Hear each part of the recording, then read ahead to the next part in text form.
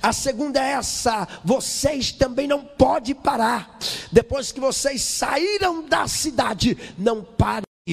Se chegar o cansaço, caminhem cansados, mas não parem. Se houver fraqueza, caminhem fracos, mas não parem. Se houver o desânimo, caminhe desanimado. Se você perder a vontade, caminhe sem vontade. Se houver lágrimas, caminhe chorando. Se houver tristeza, caminhe triste. Se houver desespero, caminhe desesperado. Se te perseguirem, caminhe perseguido. Não interessa o que houver, não pares, olhe para frente e não pares. Era a ordem que aqueles anjos de Deus estavam dando para a família.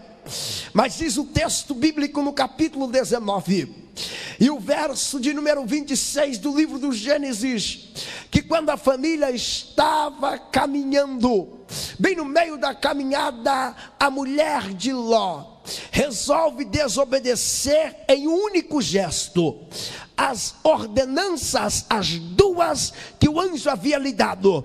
A mulher de Ló para e olha para trás. Quando aquela mulher parou e olhou para trás, a Bíblia diz que o seu corpo foi transformado em uma estátua de sal. Aquela mulher perdeu o casamento, aquela mulher perdeu o direito de ser mãe, aquela mulher perdeu os melhores sonhos, perdeu as melhores ideias, perdeu o planejamento familiar, perdeu as finanças, perdeu as suas amizades, perdeu tudo que ela tinha, porque no meio da caminhada ela parou e olhou para trás.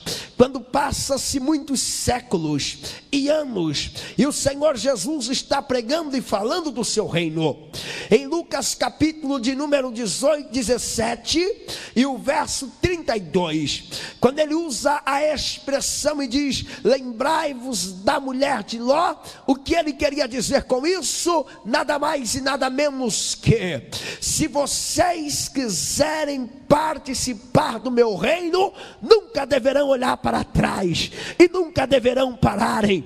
Haja o que houver, olhe para o alvo e siga a sua caminhada. Quem recebe essa palavra, levante a mão aí e dê um brado de glória a Deus. Era o que Jesus estava ensinando na ocasião. E enquanto eu preparava esta mensagem para ministrar-vos esta noite, eu fiquei pensando no porquê de nós, os seres humanos, sermos tão atraídos a olharmos para trás. Eu não sei se vocês observaram que existe horas na vida que olhar para trás se torna muito mais atrativo do que mantermos a nossa visão concentrada à frente e no alvo para o qual estamos caminhando. E eu cheguei a uma conclusão de que existem alguns fatores que roubam a nossa visão da dianteira e nos leva a olharmos para a nossa retaguarda. Primeira atração que nos leva a desviar a nossa visão da dianteira e olharmos para a nossa retaguarda chama-se decepções do passado. Diga comigo: decepções do passado.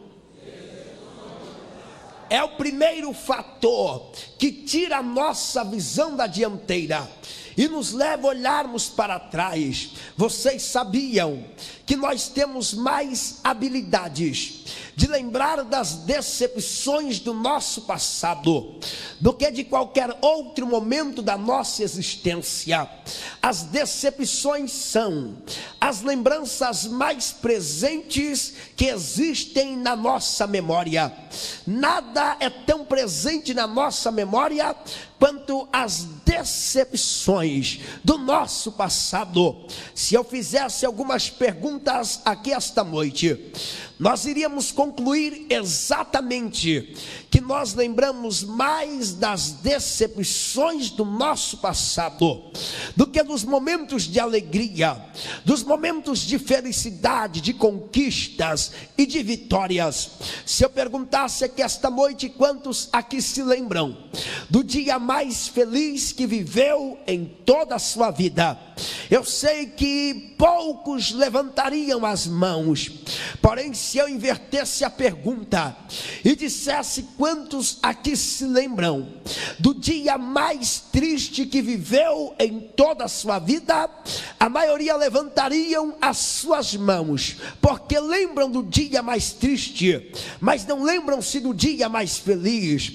Se eu perguntasse quantos aqui se lembram do dia que teve mais saúde em toda a sua vida, do dia mais saudável, muitos não se lembrariam. Mas se eu perguntasse quem aqui se lembra do dia que mais sentiu dores na sua vida, a maioria levantariam as mãos, e alguns diriam: pastor, eu me lembro que neste dia eu sentava, doía, eu levantava, estava doendo, quando eu caminhava, a dor andava comigo, na hora de dormir, a dor dormia comigo, e quando eu acordava, acordava comigo. Eu fui para o hospital, e quando eu cheguei lá, o doutor aplicou na minha veia uma injeção tão grande que parecia uma garrafa de Coca-Cola de 2 litros, descarregou tudo, e a dor não foi embora. O pastor orou, a dor não passou. O pastor bateu o pé, a dor não foi embora. O pastor sapateou, rodou, a dor também não passou. Eu me lembro como hoje. Se eu perguntasse aqui esta noite, quantos aqui se lembram de alguém que algum dia lhe deu um sorriso, um abraço amigo, um ombro amigo, um apoio? Poucos aqui se lembraria.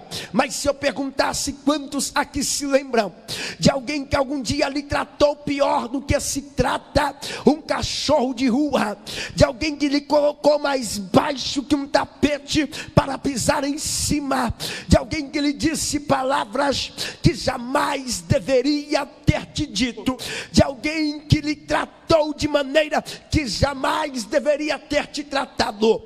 Eu sei que a maioria levantariam as mãos, e alguns ainda diriam: pastor, já fazem 20 anos que isso aconteceu, já fazem 10, mas todas as vezes que eu olho no rosto daquele cidadão que me humilhou, no rosto daquela mulher que me humilhou, eu me lembro como se fosse hoje.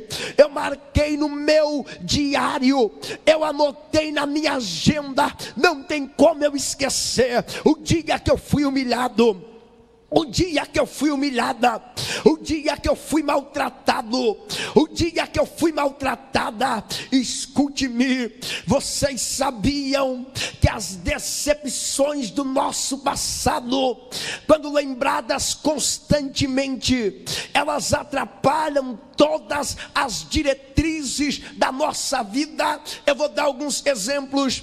Quantas pessoas que poderiam viver em um casamento tão lindo, parecendo aquele casal do filme O Titanic, ou igual o conto Romeu e Julieta, love, mais love, mais love, porque não vivem? É porque as decepções do passado não deixam.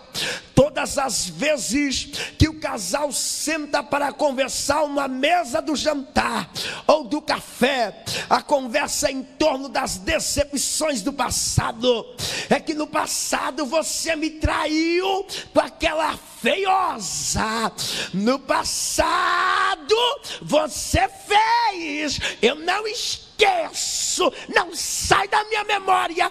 E o outro diz: no passado tu não sabia nem cozinhar, você não sabia passar, queimava minhas roupas, não sabia trocar as crianças, a casa era toda suja. O casal briga, não vive bem por causa das decepções do passado. Decepções do passado também atrapalham a vida profissional. Eu lembro-me que eu pregava no interior de São Paulo, em um retiro de jovens, e um moço me procurou e disse: pastor, alguns anos atrás eu era um empresário, era o meu maior sonho, montei a minha empresa faliu, eu fiquei com uma dívida enorme para pagar. Depois que eu fiquei com esta dívida,